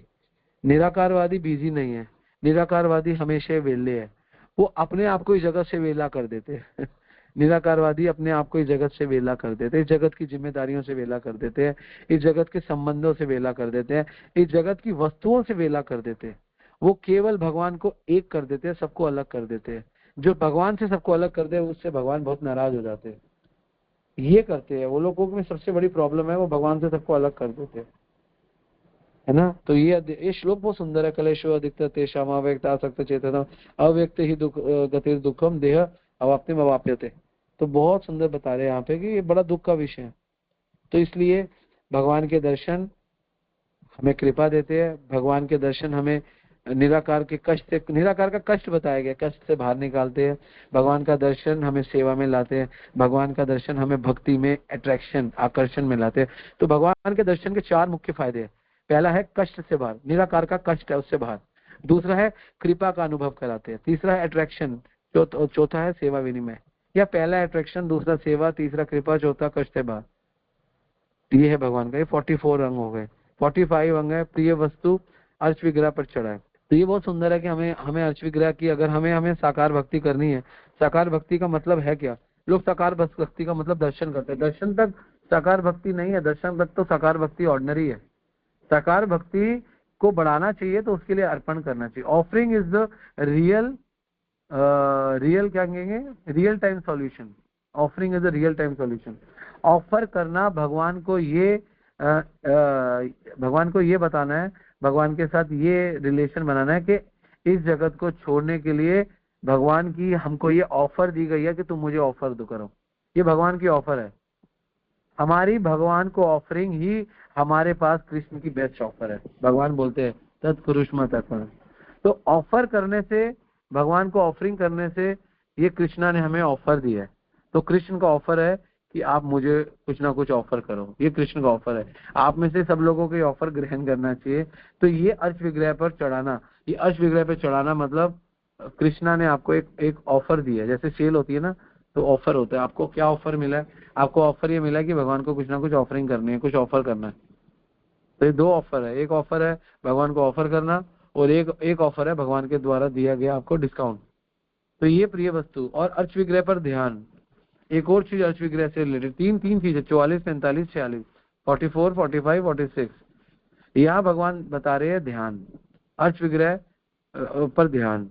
इससे क्या, जब आपने आपके कष्ट निपट गए, आपका अट्रैक्शन हो गया, आपका सेवा विनिमय हो गया, आपका ऑफरिंग हो गया, तो इसका मतलब आपका ध्यान बढ़ गया भक्ति में, अर्च विग्रह पे ध्यान बढ़ गया। और फिर स्मरण आपको होने लगेगा। स्मरण का सुंदर सॉल्यूशन है अटैचमेंट और एक्सपीरियंस। जब आप भगवान को ऑफर करते हो तो आपको एक्सपीरियंस हो जाता है, आपको अटैचमेंट हो जाती है, और दोनों सेवा से और कृपा से प्राप्त आपको हो जाता है। ठीक है, तो ये बहुत सुंदर है। इसके बाद लास्ट है तदिया सेवन। तदिया सेवन में 4 चीजें हैं। तुलसी सेवा, वैष्णव सेवा, मथुरावास, अध्ययन। तुलसी सेवा है तदीय सेवा। घर घर तुलसी ठाकुर सेवा, है ना। दर्शन गोविंद जी के, हरि मोहे लागे वृंदावन लीके, घर घर तुलसी ठाकुर सेवा। तो ठाकुर जी की सेवा करनी चाहिए। और तुलसी सेवा मतलब तुलसी भगवान की तदी है। भगवान ने तुलसी में सारी अपनी, भगवान कहते 3 चीजें मुझे ऑफर करो, तुलसी, आंवला और मालती के फूल। मालती के फूल भी बहुत सुंदर है। तीनों चीजें हम तुलसी पे ज्यादा नहीं लेंगे, तुलसी की क्लास जानवा ले चुकी है, उसमें से पढ़ लेना। अगली है वैष्णव सेवा, दैट इज वंडरफुल पॉइंट। साधु संघ से श्रेष्ठ है साधु सेवा। साधु सेवा में संतुष्टि है और ये भक्ति की पराकाष्ठा है। हमारा सारा धैर्य साधु सेवा से ही समझ आएगा। हमारा सारा धैर्य, हमारे अंदर जितना भी धैर्य, जिसको धैर्य, भक्ति में एक बहुत बड़ा अंग है धैर्य, उत्साह, निश्चय, धैर्य। ये धैर्य कैसे बनेगा? साधु सेवा से। हमारे पास भक्ति में धैर्य नहीं होता, हमारे पास भक्ति में पेशेंस नहीं होते, क्योंकि हमारे पास जिन भक्तों के पास साधु सेवा नहीं है, आप नोट कर लेना, वो बिल्कुल धैर्यवान भक्त नहीं है। जिनके पास साधु सेवा है उनको धैर्य मिलता है। तो क्लियर सी बात है, गोपाल चंपू में जीव गोस्वामी लिखते हैं कि साधु सेवा से सबसे पहला जो गुण मिलता है वो मिलता है धैर्य। क्योंकि साधु सेवा में बहुत धैर्य रखना पड़ता है। साधु अलग तरीके के होते हैं, साधु को समझना बहुत मुश्किल है, पता नहीं क्या बोल जाए, कब बोल जाए, तो आपको धैर्यवान बना देती है साधु सेवा। साधु संघ से तो आपको उत्साह मिल सकता है, लेकिन साधु सेवा से धैर्य मिलता है। साधु संघ आपको उत्साह देगा, है ना, धैर्य और निश्चय कहाँ से आएगा? वो साधु सेवा से आएगा। इसलिए कई बार हम साधु का संग तो करते हैं, उत्साह तो ले लेते, लेकिन साधु की खुल के सेवा नहीं कर पाते, साधु के हृदय को नहीं जान पाते, वो धैर्य की कमी की वजह से, क्योंकि हमने साधु की सेवा नहीं की। साधु की सेवा जो करता है वो साधु के हृदय को पहचान जाता है। तो साधु सेवा में धैर्य छुपा हुआ है। अगर हम कभी सोचे भक्ति में धैर्य नहीं आता, भागते रहते, कभी ये करते हैं कभी वो करते, समझ नहीं आता, तो साधु सेवा करनी शुरू कर दो। साधु सेवा से धैर्य आ जाता है। साधु सेवा का मतलब ये नहीं होता कि बस साधु के चरण दबाना है। साधु सेवा का मतलब है सबसे सुंदर कि साधु ने कहा नहीं, हमने किया नहीं, क्योंकि साधु के पास एक्सपीरियंस है, गुरु के पास एक्सपीरियंस है ना। साधु सेवा से ही अहंकार का नाश होता है, साधु सेवा से ही इंद्रिय मन शुद्ध होते हैं, साधु सेवा से ही कृष्ण आकर्षित होते हैं। तो ये 48 अंग बहुत इंपॉर्टेंट है, वैष्णव सेवा। और फिर मथुरावास। मथुरावास मतलब to develop taste, stay in dham, है ना, to relate things to Krishna. हम लोगों को धाम में क्यों रहना चाहिए? रिलेट करने के लिए, हमको प्रचार करने के लिए धाम जाना चाहिए, बिल्कुल जाना, रिलेट करना चाहिए। हम बात करते हैं, हम गोकुल गए, गोकुल में हमने बात करी ब्रह्म घाट की, है ना, तो हम ब्रह्म घाट को रिलेट कर सकते हैं। फिर हमने बात करी किसी और चीज की, हम आ गए उखल बंधन की, तो रिलेट कर सकते हैं। भगवान की लीला स्थली से रिलेट करना ही वास्तव में मथुरावास है। मथुरावास में जाके सोना और खाना मथुरावास नहीं है। जो भगवान की जितनी भी स्थली है, भगवान की लीला स्थली है, उस स्थली में जाकर भगवान की लीलाओं का स्मरण करना एक्चुअली मथुरावास है। हम लोग मथुरावास सोचते हैं वृंदावन में फ्लैट लेके रहना मथुरावास है, वो बहुत छोटा है, बहुत ही नैरो मथुरावास है। मथुरावास है भगवान की उन लीला स्थली में जाके अपने अंदर भक्ति को बढ़ाना और फिर वापिस आके प्रमोट करना, प्रचार करना। और 50वां अंग है लास्ट आज का, अध्ययन। एक्चुअली ये अध्ययन क्या है? अध्ययन का मतलब है नित्यम भागवत सेवा। अध्ययन से ध्यान और देह का कल्याण होता है, दोनों का। अध्ययन करने से हमारा ध्यान बढ़ता है। अध्ययन एक प्रकार की छननी का काम करता है। छननी होती है ना, जब आप कोई चीज छानते हो, तो इस संसार में ना हम पागलों की तरह जी रहे हैं। जब कोई चीज अध्ययन करते हैं ना, तो हमें समझ में आता है ये करना है ये नहीं करना है, छन्नी का काम करता है। तो इसीलिए हमारे आचार्य बोलते हैं, ये मैंने कहीं सुना, कहीं पढ़ा नहीं, हरि भक्ति विलास में नहीं पढ़ा, लेकिन मैंने सुना है कि जब हम अध्ययन करते हैं तो हम सही और गलत निकाल सकते हैं, छन्नी का काम करता है। तो मन की दूषित अवस्था को अध्ययन द्वारा नियमित किया जा सकता है। अध्ययन 2 चीजों पे फोकस है, एक मन पे और एक ध्यान पे। अध्ययन जो है मन और ध्यान का समन्वय करता है, मतलब कोऑर्डिनेशन। अगर आपको अपने मन को और अपने ध्यान को बनाना है तो अध्ययन होना चाहिए। अगर आपके पास अध्ययन नहीं है ना, तो आपका मन और ध्यान कॉन्सेंट्रेट नहीं होगा, आप कॉन्सेंट्रेट नहीं कर सकते। बहुत जरूरी है आपका जो मन है और जो आपके अंदर एक ध्यान भी है, आप ध्यान भी कर सकते हो। जब आपका मन और ध्यान भटक रहा है तो इसका मतलब आपका अध्ययन बहुत वीक है। अध्ययन मुख्य रूप से गीता भागवत पढ़ना है, लेकिन अध्ययन मुख्य रूप से भगवान की कथाओं का श्रवण करना भी अध्ययन ही है। इनमें रमना भी अध्ययन ही है। रेगुलर ये आप जो सुन रहे हो, रोज आप उपदेश सुन रहे हो, तो अध्ययन ही हो रहा है आपका, आप रम रहे हो इसमें, और आपका जो ध्यान है वो बढ़ रहा है, आपका मन ठीक हो रहा है, ये भी सो कॉल्ड अध्ययन ही है। ठीक है, तो आज हमने 50 अंक तक कर लिए। तो आप सबका धन्यवाद, आप लोग टिके हुए इतने दिन तक, इतना सुन रहे हो, आप लोगों का बहुत धन्यवाद। निश्चित रूप से सुन के आपकी भक्ति बढ़ेगी, इसमें कोई डाउट नहीं है। ठीक है, हरे कृष्णा। और कुछ प्रभुपाद, और कुछ गुरु महाराज, और कुछ और वैष्णव, किसी का प्रश्न हो या कोई ऐड करना चाहे तो मोस्ट वेलकम। हरि बोल। हरे कृष्ण प्रभु जी, दंड प्रणाम। प्रभु जी, thank you so much for your wonderful class. प्रभु जी, मेरा एक प्रश्न है, क्या मैं पूछ सकता हूँ प्रभु जी? आप बिल्कुल पूछो। जी प्रभु जी, आज सुबह आपने जो कोट भेजा ना कि लाइक माइंडेड डिवोटीज और राइट माइंडेड डिवोटीज का, प्रभु जी वो मुझे समझ में नहीं आया, क्या आप उस पर थोड़ा एक्सप्लेन कर सकते हैं? देखो, जो राइट माइंडेड डिवोटीज होते हैं ना, वो लाइट माइंडेड डिवोटीज ही होते हैं एक्चुअली, तभी वो राइट माइंडेड है। लेकिन राइट और लाइट में क्या होता है, कई बार हम लाइट माइंडेड डिवोटीज के साथ ना बहुत लाइट हो जाते हैं, हमारा बिहेवियर बहुत लाइट हो जाता है, तो उससे हमारी भक्ति नहीं बढ़ती। तो फिर वो लाइट को ना कभी कभी राइट करना पड़ता है, कि थोड़ा बहुत टाइट होना पड़ता है। तो लाइट और राइट में मतलब ये है कि राइट मतलब लाइट प्लस टाइट ऑल्सो, और लाइट मतलब नॉट टाइट एक्चुअली। इतना बड़ा कोड कोई लिख नहीं सकता, लेकिन हाँ ये है कि लाइट मतलब राइट ऑल्सो, राइट मतलब लाइट ऑल्सो। राइट का मतलब ये नहीं हो बहुत सख्त हो जाएगा, बस थोड़ा टाइट होगा कभी कभी, लेकिन वो भी लाइट माइंडेड ही है। ऐसा नहीं है कि उसको लाइट माइंडेड नहीं है, वो राइट माइंडेड, हमेशा राइट माइंडेड। लेकिन कभी कभी क्योंकि भक्ति में प्रगति करने के लिए लाइट माइंडेड का मतलब होता है कि ये थोड़ा मैंने लाइट माइंडेड को थोड़ा एलेबोरेट कर दिया, तो थोड़ा light plus tight is equal to right, तो ये कर दिया। और इसलिए लाइट माइंडेड का मतलब होता है स्वजातीय, जहाँ पे आपकी जाति मिले। लेकिन कई बार क्या होता है, जाति तो मिल जाती है कि क्योंकि वो भी वैसे, लेकिन हम कहीं ऐसा ना हो कि उससे जाति मिलते मिलते हम संसार की जातियां बनाने लग जाए, भौतिकता की जातियां बनाने लग जाए, तो थोड़ा टाइट माइंडेड भी होना चाहिए। तो राइट माइंडेड है इसका मतलब। ठीक है, हरे कृष्ण। हरे कृष्ण प्रभु जी, थैंक यू सो मच प्रभु जी। प्रभु जी, एक और प्रश्न प्रभु जी। अभी आपने जैसे कहा ना वैष्णव का हृदय जानना चाहिए, तो प्रभु जी हम आपका हृदय और वैष्णव का हृदय कैसे जान सकते हैं प्रभु जी? हरे कृष्ण, धन्यवाद। मेरा हृदय जानने की आवश्यकता ही नहीं है। आप महाराज का हृदय जानो, प्रचार करो, यही महाराज का हृदय, ज्यादा लोगों को कनेक्ट करो। आपको पता है, एक साधु के पास ना, कोई भी साधु होगा ना, उसके पास ज्यादा डिमांड नहीं होगी, वो कृष्ण को प्रसन्न करने के लिए जी रहे हैं बस। साधु मुक्त है एक्चुअली। महाराज है ना, महाराज जीवत है मुक्ति पदे सदाए पर, वो मुक्त है, वो अपने लिए कुछ है ही नहीं, तो मुक्ति हुए। कौन कौन जुड़ा हुआ है इस जगत से, जिसको भी संसार में आनंद लेना है, जिसको अभी संसार चाहिए, जिसको अभी संसार में कोई टेस्ट बचा है, तो वो लोग हैं। तो महाराज का तो कोई टेस्ट ही नहीं है। तो मुझे प्रसन्न करना इतना आवश्यक नहीं है। यू फॉलो, पूरी परंपरा को प्रसन्न करो। हाँ, मुझे प्रसन्न करना है तो वही है जो प्रसन्न करना है, पूरी परंपरा को प्रचार करो, ज्यादा लोगों को कनेक्ट करो, सबका कल्याण भावना रखो। साधु के पास कल्याण की भावना है, सबसे बड़ा गुड है ना। मैंने उस दिन बोला था कि आप यूट्यूब में पढ़ लो, सीख लो, कल्याण की भावना कहाँ से लाओगे? यूट्यूब वाला आपको कल्याण की भावना नहीं दे सकता, जितना मर्जी घूम लो। वो तो आपको गुरु ही दे सकते हैं, आचार्य साधु ही दे सकते हैं, और कौन देंगे? आपकी उनके पास करुणा नहीं है, यूट्यूब वालों के पास करुणा नहीं है। ठीक है ना, करुणा नहीं मिलेगी उनसे। करुणा तो आपको फिर light minded devotee, right minded devotee से मिलेगी। ठीक है, हरे कृष्ण।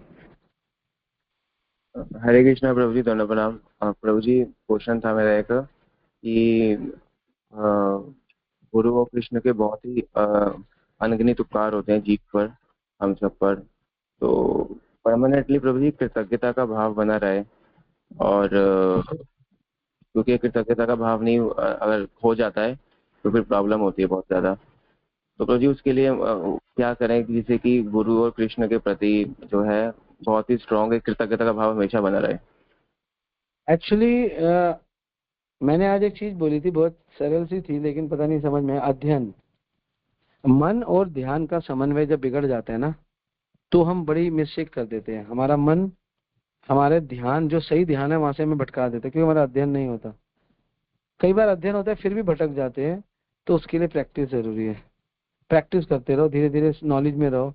ठीक है ना, साधु सेवा में रहो। साधु सेवा से अहंकार जाता है, साधु सेवा से हमारा मन शुद्ध होता है, साधु सेवा से इंद्रियां शुद्ध होती है, साधु सेवा से कृष्ण आकर्षित होते हैं। सेवा करते रहो। जब हम सेवा छोड़ देते हैं ना, स्पेशली साधुओं की, तो फिर मन भटकने लगता है, फिर मन हमें गलत आइडियाज देता है, हम वो गलत आइडिया में हमको फालतू में इन्वॉल्व कर देता है, ना लेना एक ना देना दो।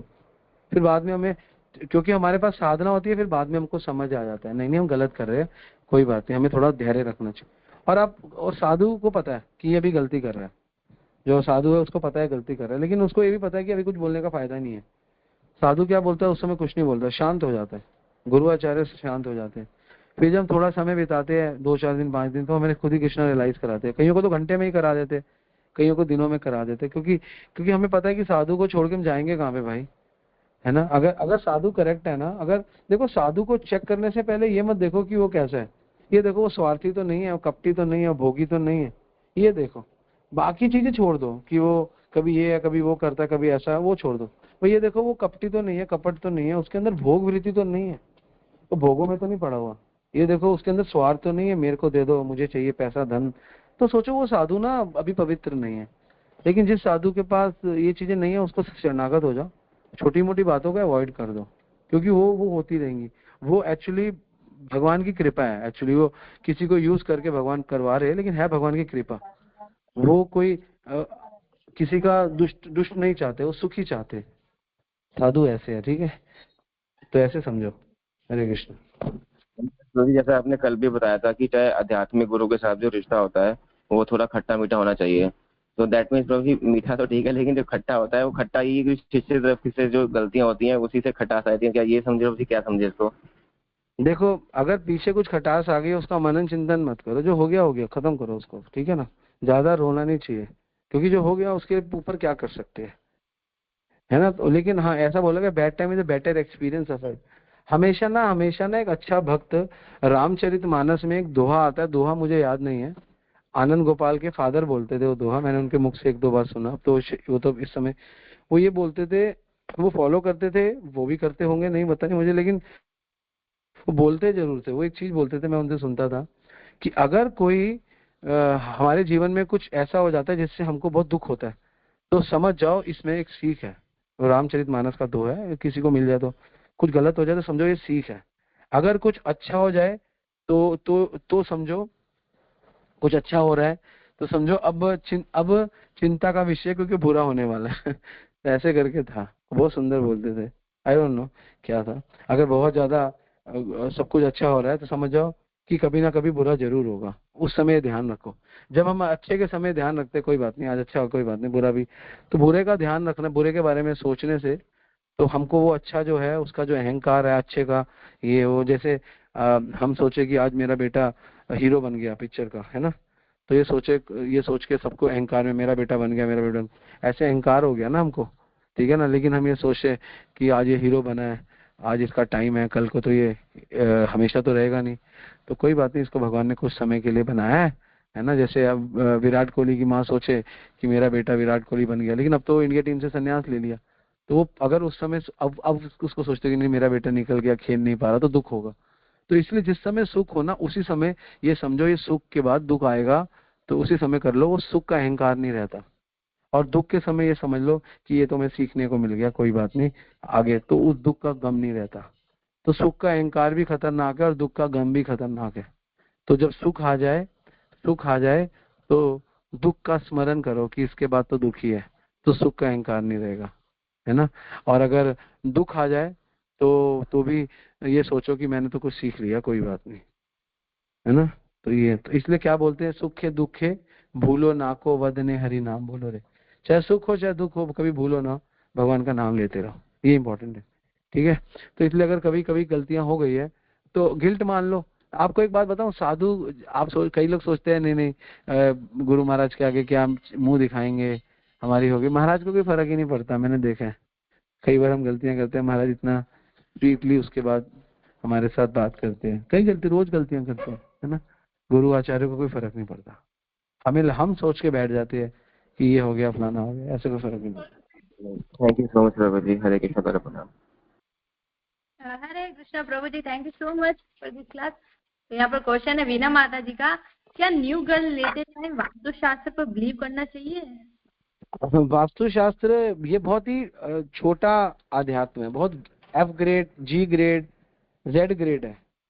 तो ये है तो आध्यात्मिक ही, क्योंकि शास्त्रों में तो वास्तु के बारे में बताया गया है, धरती के ऊपर बताया। लेकिन जिस घर में भगवान की सेवा हो रही है उस घर में क्या वास्तु और क्या शास्त्र, है ना। तो भगवान की सेवा करो, कोई जरूरत नहीं है, वो देखो जिसमें भगवान की सेवा अच्छी हो सके, जिस जिस पोर्शन पे, है ना। वास्तु जहाँ भगवान आ जाते हैं वो जगह पवित्र हो जाती है। जो जिस अगर आपके ग्रह ग्रह बिगड़े हुए हैं तो अपने ग्रह को सुधारने के लिए अपने ग्रह के अंदर भगवान को स्थापित कर दो घर में। तो हमको तो इतना फर्क नहीं पड़ता वास्तु से, लोगों को पड़ता है। जब तक अनन्य भक्ति शुद्ध भक्ति ना हो तो वास्तु फर्क पड़ता है, लेकिन भक्त अगर भगवान की सेवा में है तो कोई बात वास्तु से फर्क नहीं पड़ता। हरे कृष्णा, थैंक यू प्रभु जी। नेक्स्ट क्वेश्चन है यहाँ पर राधा श्याम सुंदर प्रभु जी का है। प्रभु जी, आज मैंने तो एकादशी रखी है पर मुझे मेरी मम्मी के लिए कुक करना पड़ता है क्योंकि उनकी बॉडी एकादशी करने की हालत में नहीं है, तो क्या मैं अन्न उनके लिए कुक कर सकता हूँ? इससे एकादशी तो नहीं टूटेगी? हाँ, कर लो। आप एक रोगी की सेवा कर रहे हो और कोई बात नहीं, औषधि है वो खाना नहीं है उनके लिए, औषधि can offer, no problem, but you don't take. Next question है चांदी माता जी का। एज कृष्णा सेइंग बिना भोग लगाए खाना नहीं चाहिए, कुछ तो प्रभु जी जिनको तामसिक खाना पड़ता है तो वो क्या करें? देखो, जो नया है वो कोशिश करे कभी कभी भोग लगाए, रोज भोग लगाए, अपनी भोग की इंटेंसिटी बढ़ाए। जो नया है कुछ टाइम तो कोई बात नहीं, कभी कभी तो पाप तो पहले से भी खा ही रहे हो, लेकिन थोड़ा थोड़ा प्रसाद खाओ, भक्तों के संग में खाओ, सात्विक खाओ, फिर धीरे धीरे इसको ये अगर इमीडिएटली मुश्किल है तो धीरे धीरे बढ़ाते रहो, अपनी स्पीड बढ़ाते रहो। जैसे भक्ति में माला बढ़ानी, सेवाएं बढ़ानी, वैसे ही खाने की भी स्टैंडर्ड को बढ़ाना चाहिए। तो माता जी बोल रहे हैं कि मैं छोड़ तो दूंगी प्रभु जी ऑनियन गार्लिक, बट घर वाले अलाउ नहीं करते हैं। देखो, ये सब चीजें ना हो जाएंगी, आप बस माला करते रहो, ठीक है। छोड़ना पड़ना भी बाद में देखते हैं, अब माला करो, ये रोज रेगुलर क्लास में आओ, देखते हैं कब कृष्णा कब आपको अपॉर्चुनिटी देते हैं कि अब छोड़ दो। अभी अभी अभी अभी अभी, अभी जोड़ दो, बाद में छोड़ देना, अभी जोड़ दो। थैंक यू प्रभु जी। नेक्स्ट क्वेश्चन है प्रभु जी, घर में किसी की डेथ होने पर सूतक लगता है और उस टाइम घर में सेवा कर सकते हैं क्या? अगर आपके घर में कोई डेथ हुई है तो मत करो, घर के बाहर है कोई रिश्तेदारी में तो कर लो, कोई बात नहीं। थैंक यू प्रभु जी। यहाँ पर श्रवणी माता जी नेक्स्ट क्वेश्चन है प्रभु जी, can we teach Hanuman Chalisa to kids as family expect them to learn other shlokas and mantras too? Are we going to disturb the ekantikta teaching? No, for your family people you can learn sometime. Actually in India most of the people are aware of Hanuman Chalisa. I know the complete Hanuman Chalisa, ठीक है ना, as well as Gita Shloka also. तो Hanuman ji is a Vaishnava, so if you, and Tulsidas ji का लिखा हुआ ग्रंथ है रामचरितमानस, उसमें से जय हनुमान ज्ञान गुण सागर, जय कपीस तिहु लोक उजागर, रामदूत अतुलित बलधामा, अंजनी पुत्र। ये पूरा मुझको आता था, अभी भी आता होगा, मुझे पता नहीं, मैं बहुत तेज बोलता हूँ।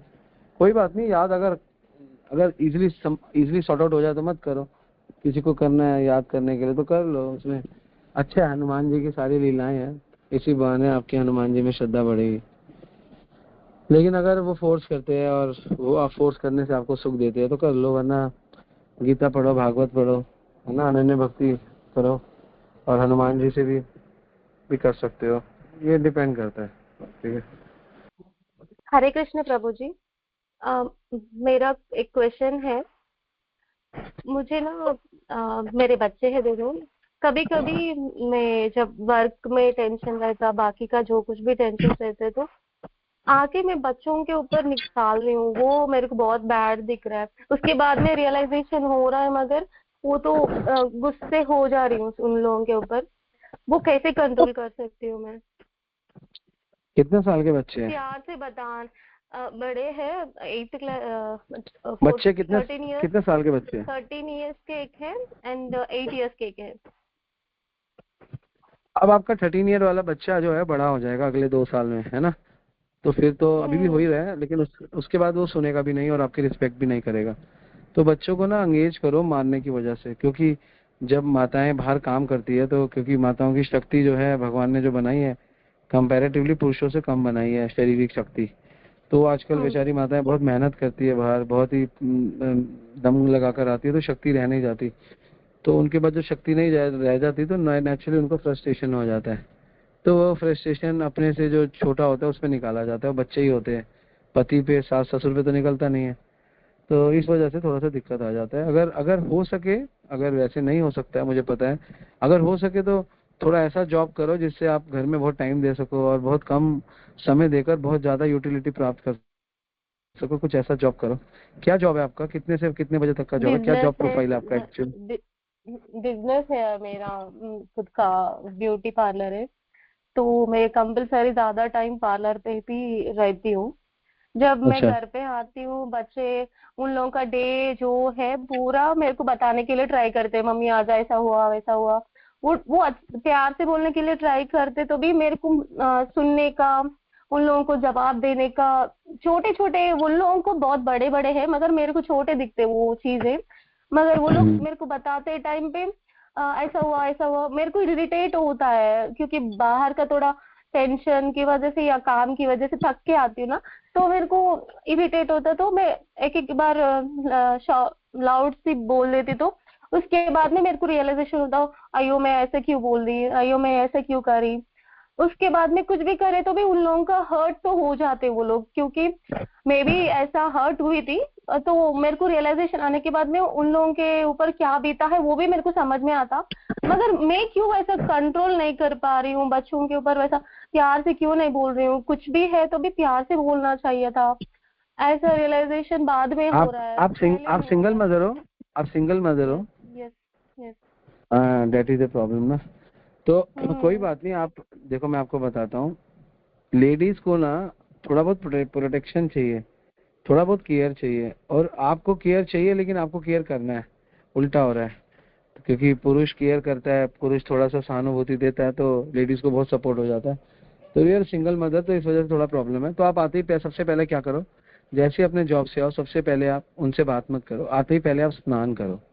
आते ही स्नान करो, कुछ और काम मत करो, नहाओ।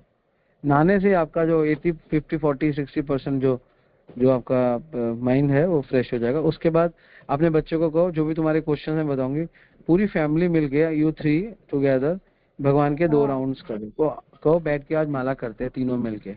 एक माला आप ओके। पकड़ो, एक माला अपनी बेटी को पकड़ाओ, और एक बेटा बेटा बेटी है हाँ हाँ, वो लोग भी करते हैं माला।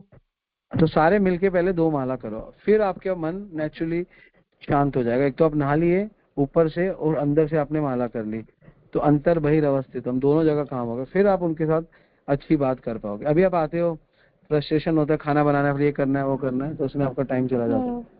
तो कोशिश करो थोड़ा टाइम पे आ जाओ, आधा घंटा पहले आ जाओ, 20 मिनट 15 मिनट ये टाइम कर पाओ, नहा स्नान कर पाओ, स्नान करके आप 2 माला कर पाओ। तो उसके बाद फिर बच्चों के साथ बैठो। और बच्चे आपके बड़े हो रहे हैं, अब उनको बहुत ज्यादा, क्योंकि फादर है नहीं उनके पास अभी गाइडेंस के लिए, तो मदर भी गाइडेंस नहीं हम्म। करेगी तो कौन करेगा? कहाँ से सीखेंगे वो? फिर टीवी से सीखेंगे, फोन से हम्म। सीखेंगे, फिर आपको और दुख देंगे बाद में। तभी उन बच्चों को थोड़ा हम्म। कनेक्ट करो, स्पिरिचुअलिटी से कनेक्ट करो। अगर उनको 13 साल का बच्चा है तो बहुत समझ सकता है, अगर वो हिंदी जानता हाँ, है जानता है। तो आप उसको यहाँ पे, हिंदी जानता है आपका 13 साल का बेटा है? हाँ हाँ। तो अगर वो जानता हिंदी है, जानता वो है भी तो क्लासेस सुनता है और वो भी माला करता है, उसको बहुत इंटरेस्ट है। हाँ, तो उसको फिर हाँ। यहाँ पे हिंदी क्लासेस में लाओ। नहीं तो हम हैदराबाद, बेंगलोर, चेन्नई के लिए जुलाई एंड में या अगस्त फर्स्ट वीक में हम इवनिंग में हम उपदेश इंग्लिश रेगुलर शुरू कर रहे हैं। जैसे मॉर्निंग में आता है वैसे उपदेश इवनिंग कर रहे हैं इंग्लिश में। तो उसमें आप ज्वाइन कराओ सब लोगों को, ठीक है? जी। ओके, हरे कृष्ण। मैं ट्राई करती हूँ। थैंक यू सो मच प्रभु जी। हरे कृष्ण। हरे कृष्णा। थैंक यू प्रभु जी। क्वेश्चन है नेक्स्ट प्रियम वदा माता जी का। प्रभु जी, भगवत गीता के श्लोक 9.34 एंड 18.66 में क्या सिमिलरिटीज है? क्या कृष्णा ने 2 लाइन्स मन मना भव मद भक्तो मतलब सेम बोली है? हाँ ठीक है, तो दोनों श्लोक भगवान बोल रहे हैं, मन मना भगवान भक्तो मध्याजी माम नमस्करो माम वेशे सत्यंते प्रति जानी प्रियोसी में। एक में भगवान कह रहे हैं मेरे मन लगाओ, मेरी भक्ति करो, मेरा पूजा करो, मैं सत्य बोल रहा हूँ, तुम्हारा कल्याण होगा। और दूसरे में भगवान बोल रहे हैं इसके सिवा तुम्हारी गति नहीं है। तो दोनों का मतलब ऑलमोस्ट सेम ही है, ज्यादा फर्क नहीं है। लेकिन भगवान 2 बार बोल रहे हैं तो इसका मतलब ये बहुत जरूरी है हमारे लिए, भगवान का लिए भक्ति करना, कृष्ण की भक्ति करना। कृष्ण ने ये नहीं बोला किसी मन मना, मेरे में मन मन मन मेरे में मत मत भक्ता, मेरा भक्त बनो। भगवान ने नहीं बोला विष्णु का भक्त बनो, राम का भक्त बनो, कृष्ण का भक्त बनो। भगवान ने स्पेसिफिकली बोला मेरे भक्त बनो। तो ये इंपॉर्टेंट है इसमें, ठीक है?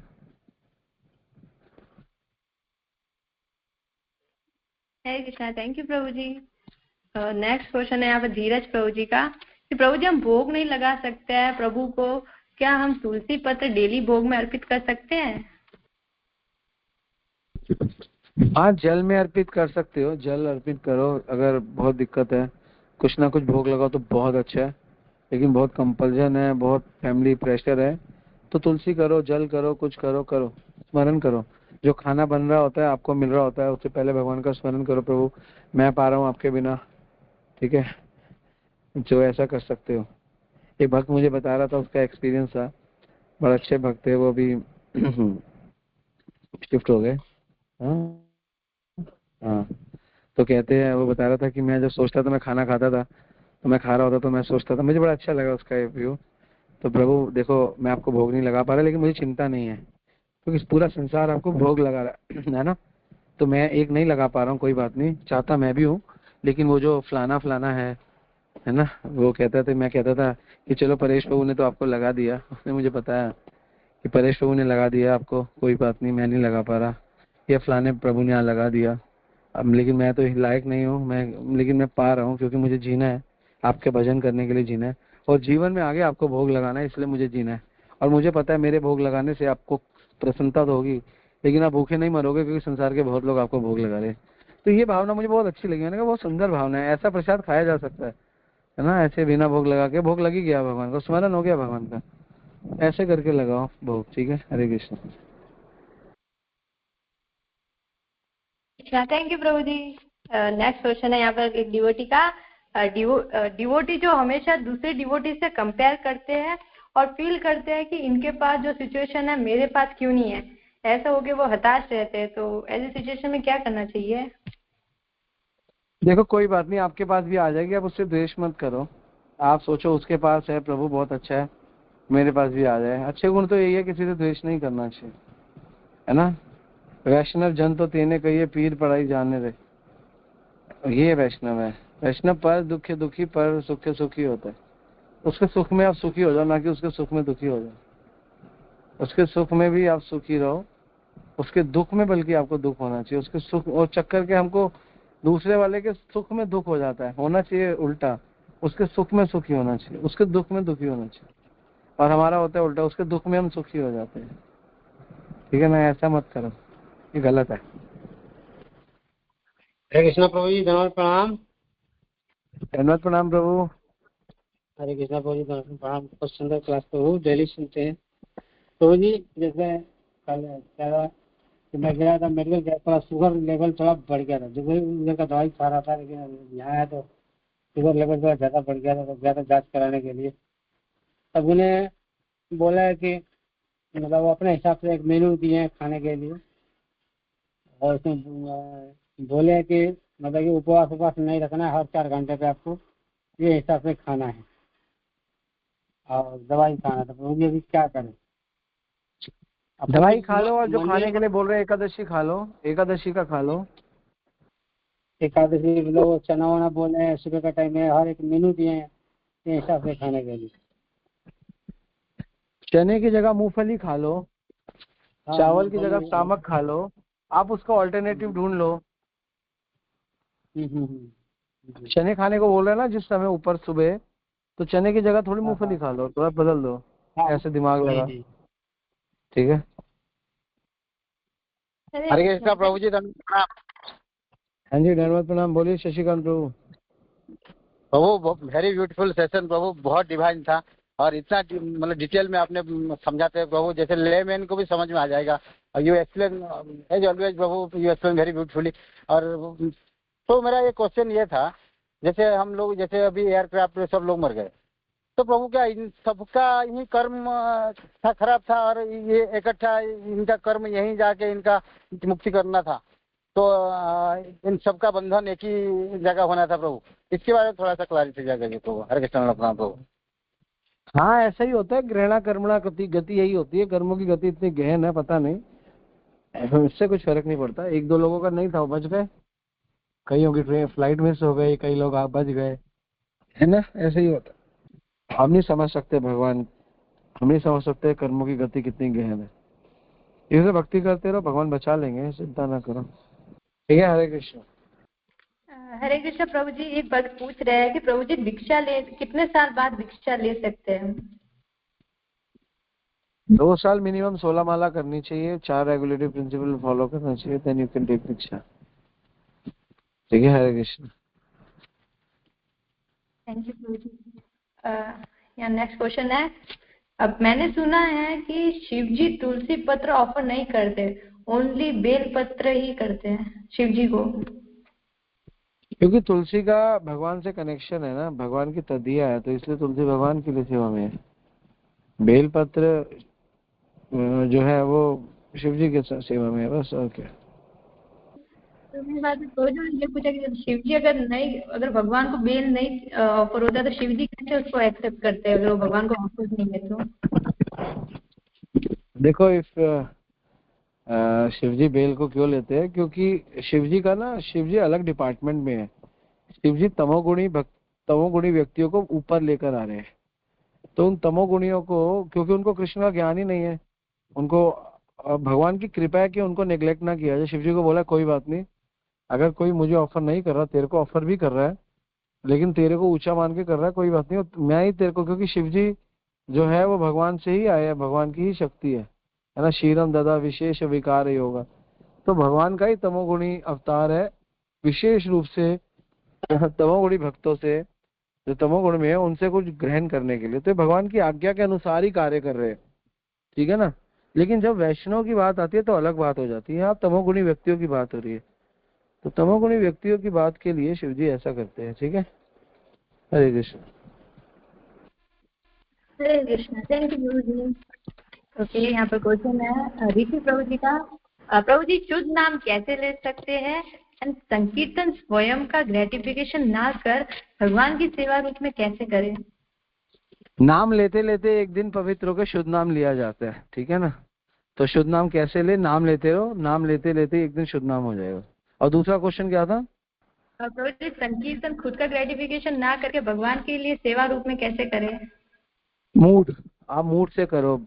मूड करने से पहले मूड अच्छा होना चाहिए आपका, कि प्रभु मैं आपने मुझे लायक समझा, मेरे को नाम ले पा रहा हूँ, है ना। मेरे को पता चल गया कि कलयुग में आप नाम से मिलते हो, मैं हरे कृष्णा महामंत्र कर पा रहा हूँ। ग्रेटिट्यूड दिखाओ, तो इससे फिर आपका प्योरिफिकेशन हो जाएगा। ठीक है, थैंक यू प्रभु जी। यहाँ पे 4वीं माता जी का क्वेश्चन है, how to be a good and sincere devotee? follow instruction of Guru and Vaishnavas. This is the only way to become pure devotee, simple devotee, everything, you know. And chant properly, read Gita, hear उपदेश every day. जितनी activity है करते रहो, इसी से purification में शुद्धता आती है। कोई 2 चीजों से शुद्धता नहीं आती, मैं आज माला की कल में शुद्ध हो जाऊंगा, ऐसे नहीं है। करते रहो करते रहो करते रहो, ठीक हो जाएगा। तो ठीक है, यहीं पे वाइंड अप करते हैं। ठीक है, thank you very much. Hare Krishna.